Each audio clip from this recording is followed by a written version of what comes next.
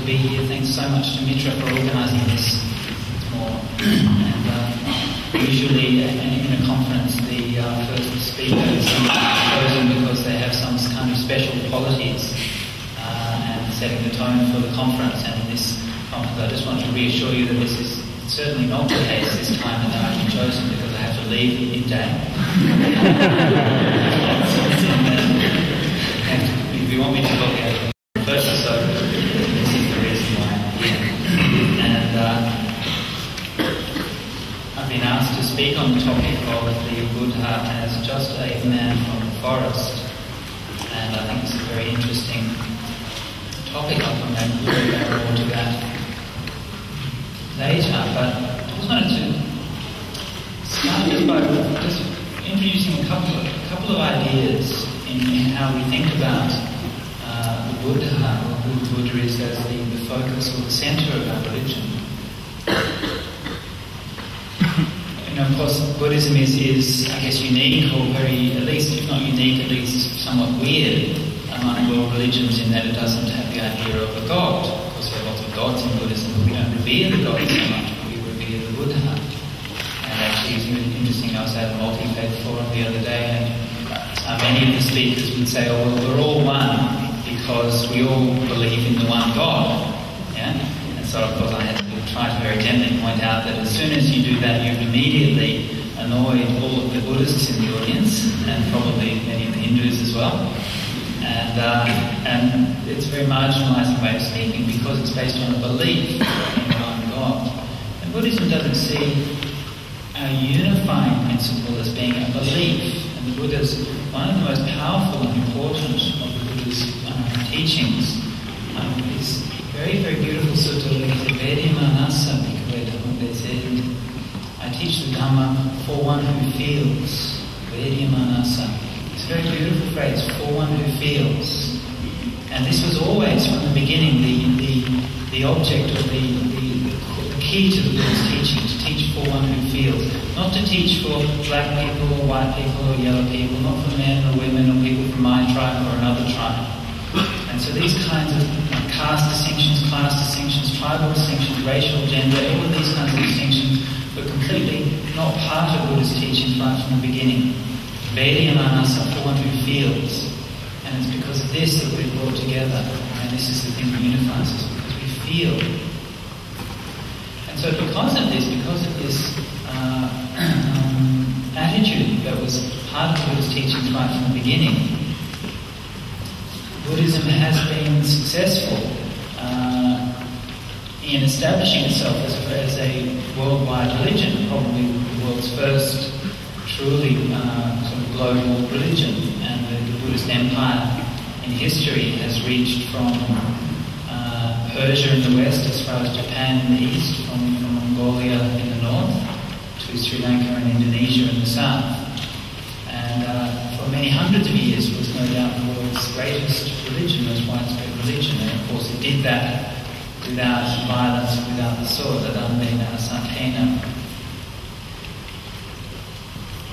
and it is worth just remarking, because we're giving this conference in Australia, and the acknowledgement was given by Brian earlier for the traditional owners of the land. Of course, to remember that for many hundreds of years there were Buddhist traders between Sri Lanka and India, going to Indonesia and other places. And of course it would be extremely implausible to say that they had never set foot in Australia in all that time.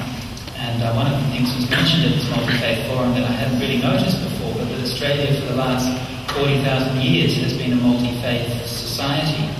And we think of Aboriginal peoples almost as one group. Of course, many different groups, many peoples, many languages, and many faiths. And so there has been a very complex faith tradition in Australia for all of that period of time. And for some time, Buddhism has been around, and perhaps there were some Chinese traders who set foot on Australian soil many hundreds of years ago. Perhaps they didn't leave any lasting trace, although there are some suggestions in some of the Aboriginal beliefs in the northwest that they may have adopted some or been influenced by certain Buddhist ideas. But Buddhism has been part of the scene, and is part of the scene in Australia today, and of course all around the world. So why is this? What's this power? that Buddhism has. And so this is where we come back to this idea of the Buddha as just a man from the forest. What I want to suggest or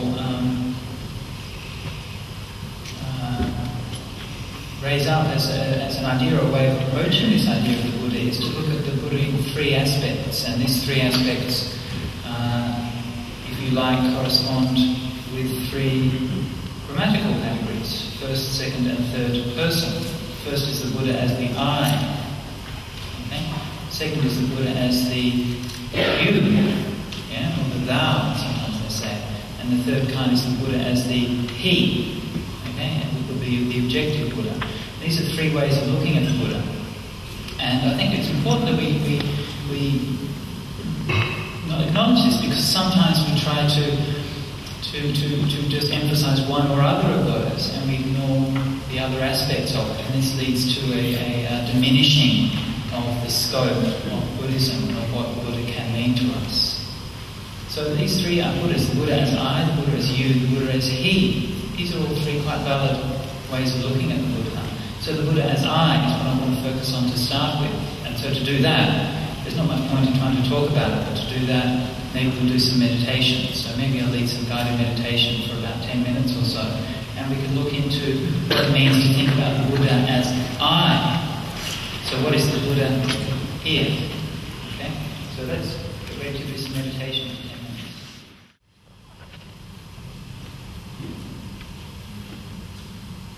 And sit very quietly.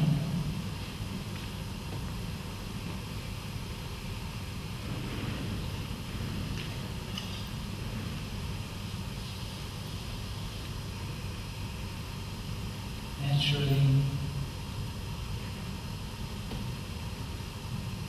not making even the slightest movements of the body.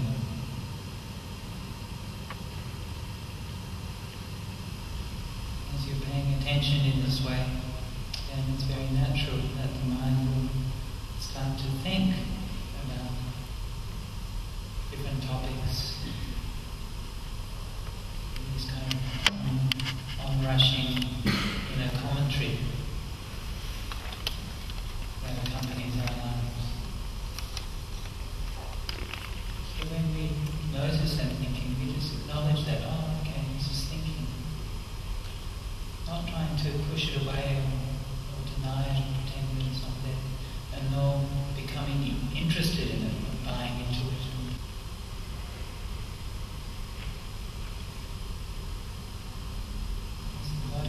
Still.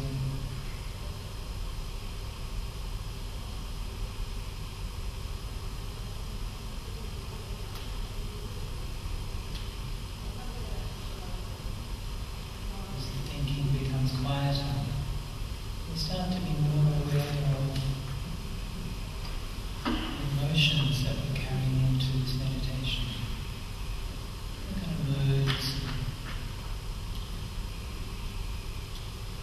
Maybe a little bit of excitement, nervousness, maybe sadness there, maybe happiness.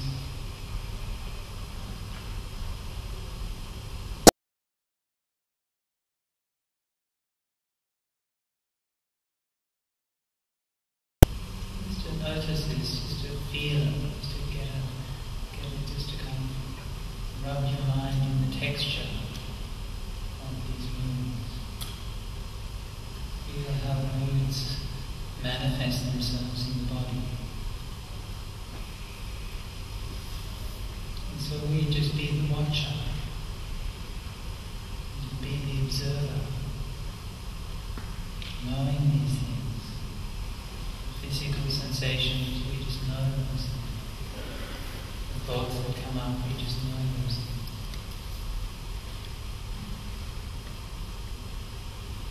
Moods we have, we just know those things. And who is that knower? What is that sees, that is not seen? What is that hears, but is not heard? What is that is known,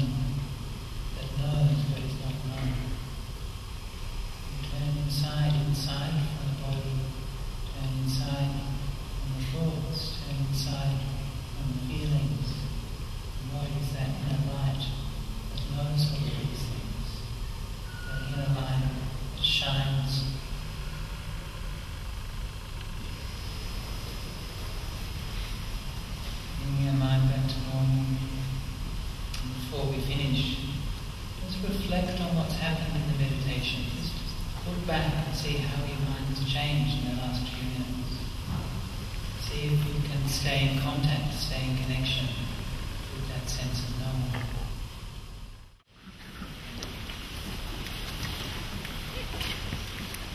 So now, hopefully you've all discovered the Buddha within.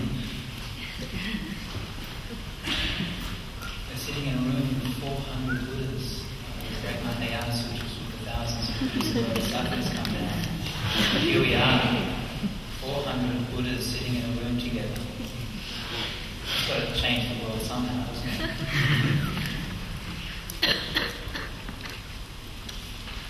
So this is one dimension or aspect or way of looking at what we think of as Buddha, of course, literally meaning awakened. And grammatically, Buddha is a past participle. It means has arrived into the state of being such. This is the meaning of the past participle. So Buddha is more like in a sense, not like a timeless term. It's not somebody who's created Buddha and who is Buddha has been Buddha for all time. Buddha means someone who has arrived at that state of Buddhahood. And of course, through their own spiritual practice and spiritual development. And so the aim of that awakening and the purpose of awakening is to find freedom. And somebody once summarized the difference between ancient civilizations, saying that in Greece the ideal person was wise, in China the ideal person was virtuous, and in India the ideal person was free. And I think there's some truth to that. The ideal in India, of course virtue and wisdom are very important, but the purpose of these things, the outcome of these things is freedom.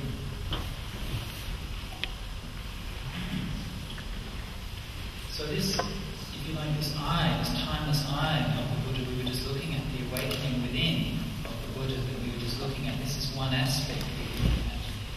Of course, there's another aspect which is the Buddha, if you like, the third person Buddha. I mentioned the first person, the second person, and the third person.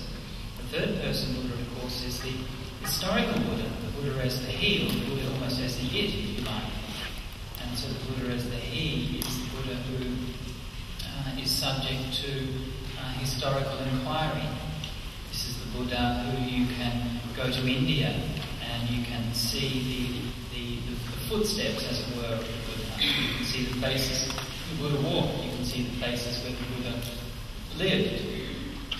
And this is the Buddha whose words are recorded in the scriptures of Buddhism. So we have, of course, vast collections of scriptures in Buddhism, all of which claim to be the words of the Buddha.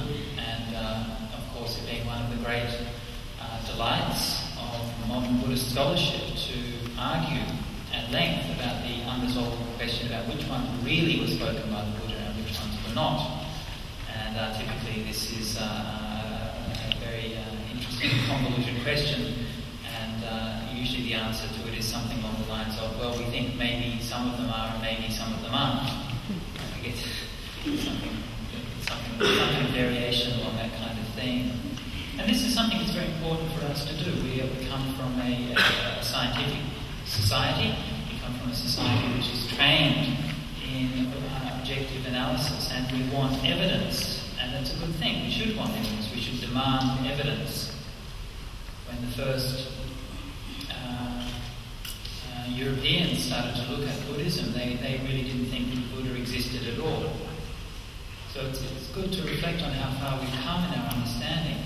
150 years ago there was a fierce debate about whether the Buddha actually existed as a historical person. And they thought he was a sun god, or they thought he was some kind of deity or something like this.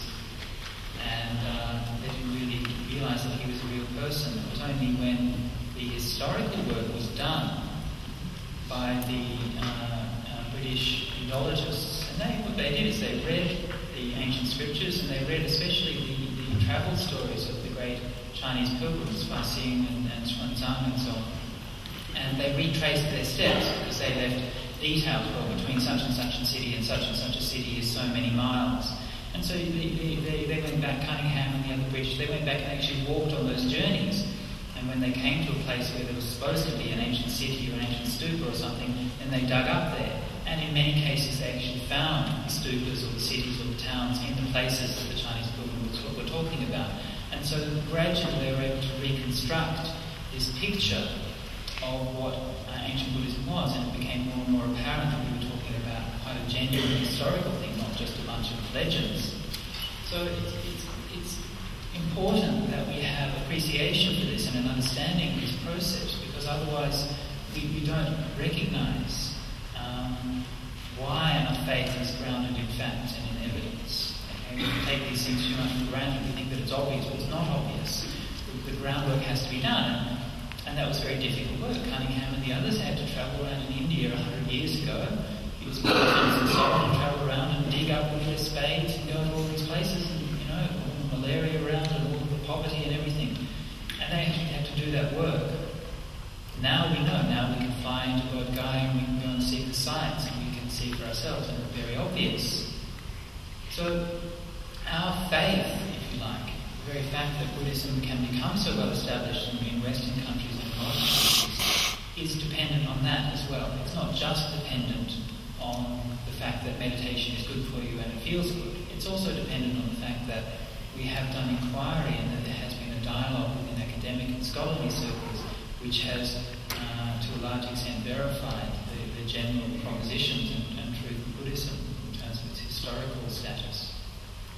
So this is like the Buddha as an objective person. And so what can we reconstruct from that? Well, we can say he was born in Kapilavatthu, or in Lumbini, near Kapilavatthu, 2,500 years ago. Why do we know that he was born there? Well, there's a piece of evidence that he was born there. There's an ancient scripture that says when you go to the Buddha's birthplace on pilgrimage, then you can reflect. Here, the Buddha was born, here the Sujato. And when the British went were digging and excavating, they went to the place they thought was the Buddha's birthplace, and they found an Ashokan pillar, and on that Ashokan pillar were inscribed in the language of Magadhan, the ancient language, Iha Buddha Jati, the same words, here the Buddha was born. Okay? So we have the ancient scripture of Buddhism that says you go there and you reflect, this is where the Buddha was born. And they went to the place and they found an ancient pillar from only 200 years after the Buddha inscribed with those very words. Okay? Now we, of course, can go there on our own pilgrimage and see what's happening. So this is how we know, as an objective fact, the Buddha is he, or the Buddha is it, that this was where the Buddha was born. He went to Kapilavatthu. Again, it's been excavated, the stupas are there, the remains are there, and we can see where the Buddha was brought up. They say, if you listen to the traditional Buddha biographies, they say the Buddha was brought up as a king, as a prince. His father was a king, actually. That's a little bit of an exalted title for him. He wouldn't have been a prince so much as almost like a member of the aristocracy. He would have been in one of the leading families that would be able to sign one of the leading families of that little republic. He became disillusioned, he went forth, and after practicing with various teachers, he became what we call awakened or enlightened. And so this was an experience, the awakening was an experience that happened to him at a particular time. We usually think that happened to him on one night as a result of all his previous practices, experiments, many failures, many years of going down the wrong path and then dismissing it, saying that was a waste of time, trying something else. It wasn't the way that it's presented in the early scriptures. It's not that he was doing some pre-programmed or set out course where he knew what he was doing. Okay? He didn't know what he was doing. He was going by trial and error. He tried it out, see if it works. It didn't work, let it go, try something else. And what comes across there, if you look at the early scriptures, is not the sort of logical or structured or coherent path that he was doing. That's not at all what comes across. What comes across is the sincerity and totality of his dedication to awakening and to getting beyond birth, aging, and death. This is the impression that you get from reading these earlier scriptures, and this is what carried him through. So that night he became awakened on Bodh Gaya and the shores of the River. And so, of course, we can go back there. we can go on pilgrimage to Bodh Gaya. I was there in February, and we can see the place. So again, we can see the objective reality, places that the Buddha went to where he lived, and very, very inspiring. Very, very uplifting to go to such a place. I'm sure many of you have been. If you haven't been, then you really should go. It's one of the great places on earth to go to experience that sense of spiritual inspiration. So then the Buddha spent the rest of his time teaching. Now, and he still lived in the forest. It's very interesting to notice in the Buddhist scriptures whenever it talks about meditation, okay, it never says, there's not one Buddhist scripture where it says you should go to Conservatorium of Music and sit in rows of chairs next to one another with 400 other people and then try to meditate. Alright? So this is not the Buddha's instruction. So what meditation I was teaching you before, it's all wrong. Okay? You shouldn't have been here. The context is all wrong. It always starts out Aranya Gatova, Rukamula Gatova, Sunyagara Gatova. Gone to the forest, gone to the root of a tree, gone to an empty place. This is where you should meditate. Okay? So we should all be out in the domain meditating. We've been told we're not allowed there. The alarm's off, oh well.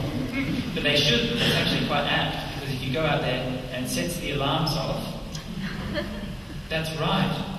That's the alarm. It's telling you Mara is getting worried because you're about to escape.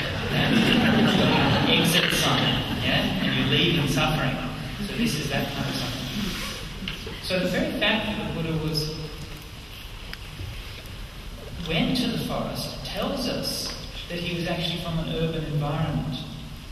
So this is something we often don't reflect on. We think of Buddhism as happening in the forest, but actually, if he lived in the forest already, he wouldn't have bothered to say gone to the forest. It would have been assumed that they were in the forest already. Actually, they're living in cities and towns. Yeah, he was quite urbanized at that time.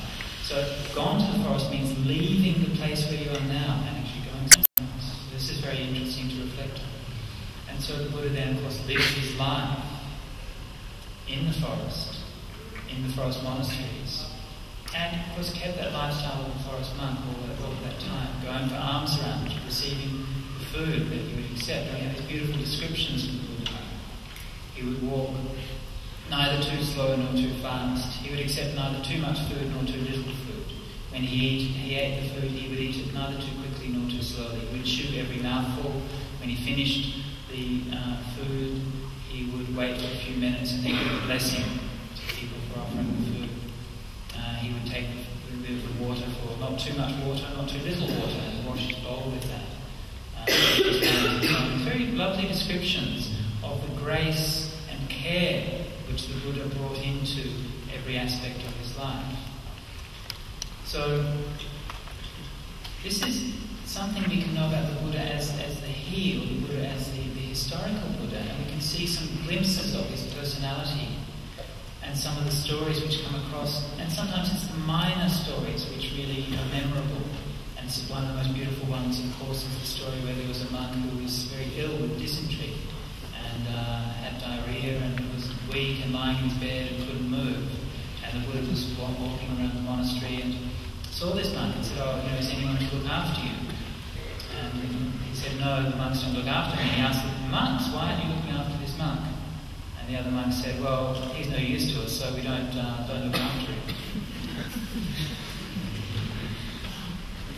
The Buddha said, monks, that's not how you should think. Yeah? He said, you come here, you've gone forth, you should not think in this way. You don't have any mother and father, you don't have any family, so we have to be brothers for ourselves, we have to be sisters for ourselves, for each other. And so we have to help each other. He who would look after me would look after the sick. And so the Buddha himself got an under, and they lifted the monk up and cleaned him and so on, and looked after him. And so this is one of those little examples that gives you a very human expression of compassion and kindness from the Buddha. And sometimes these things are very memorable. And so this power of the Buddha, of course the Buddha could do very amazing things as well as this. Of course he could have amazing abilities in meditation. The wealth and the breadth of his knowledge was amazing. And not just the great things, the profound teachings, the little details. For the monks and nuns, we study our monastic code, our monastic discipline. And And there we see the Buddha operating in a very different way, where he's dealing with all the nitty-gritty details, like the Mitra conference, they have to organise this conference, and every little detail they have to sort out. And the Buddha also did this with the monastic sangha. All the little problems would be brought to him, and he would always deal with things very, very balanced and very reasonable way. Okay? And this is another quality which comes across in the Buddha. So this is like how the Buddha would live every day, helping the monks, helping the nuns, going for alms, eating the alms, doing his meditation in the forest. This is his lifestyle. And it's something very important for us to reflect on this. It's not something which was just for there and then, but something which has been practiced ever since then, kept alive as a living tradition. So this is like the Buddha as the he, or as the it. Okay? The last aspect of the Buddha that I wanted to mention a bit briefly today is the Buddha as you, or the Buddha as sometimes they say in theological circles, they talk about the thou. And this is the sense of the Buddha as in a devotional sense, or a reverential sense. This is something which is very profound in traditional Buddhist countries. And so traditional Buddhist countries, they tend to neglect the aspect of Buddhism as I. Yeah? They don't go into meditation and see the potential for their own awakening so much. But they do have a very beautifully developed sense of the Buddha as thou, and of a sense of worship and reverence for that potential of awakening. And sometimes when we come from a Western or modern perspective, we tend to dismiss this. We're not interested in devotional practices. We're not interested in seeing the Buddha as an object of reverence. Okay? So I'd just like to suggest that this is also part of us. This is part of our consciousness, part of our minds. Is also that relationship, a relationship of seeing ourselves as the Buddha or as awakened. Relationship of seeing the objective Buddha in history is also important, and that relationship with the Buddha as thou, as being our teacher, our friend, and this is a relationship based on reverence and respect. And this is also something which needs to be incorporated and developed within our Buddhist practice. And so the practices of bowing, the practices of recollecting the qualities of the Buddha, and we see in the scriptures, the ancient scriptures, some really so beautiful. The faith of people when they're hearing of the word Buddha. And one of the tremendous stories is the story of Anathapindika, the great lay merchant who became a lay supporter. The first time he heard of the Buddha, he had a friend of his, actually was King Bibisara, was preparing to offer the meal to the Buddha, and Anathapindika saw him and said, "Why are you preparing this meal? What are you doing? What's the fuss about?" King Bibisara said, "Well, I'm preparing a meal to offer to the Buddha tomorrow." And as soon as he heard that word, Anathapindika, all the hair stood up on his head, all the hair stood up on his back. He's like, "Buddha, he couldn't speak properly. Well, what's that word, Buddha?" And he said, "It's so rare to hear that word. It's something you can go for thousands of years without hearing that word in the world. Buddha, there's a Buddha coming here tomorrow." And so when he heard about this, he was so excited. He couldn't sleep all night, lay awake all night. He kept on looking up and seeing a bit of starlight and thinking, "If it's dawn already, I can get up," and it's still the middle of the night. And he did this many times, and then finally dawn came, and he was able to go and bow down and pay respects to the Buddha. So this is that aspect of the Buddha as thou, the Buddha as an object of devotion, the Buddha as our best friend, as our best spiritual friend. And so this is also part of spiritual practice. So this is something, if you want to take something away from my talk this morning, to remember these three aspects of the Buddha. The I Buddha, the Buddha as our own sense of awareness and awakening within us. The thou Buddha, the devotional Buddha, the Buddha we bow to on our shrines. And also the he Buddha, the Buddha as object, the Buddha which we can scientifically investigate and rationally think about. These are the three different aspects of the Buddha, which we should all be looking to developing in our practice. So this is my little talk for you this morning. I think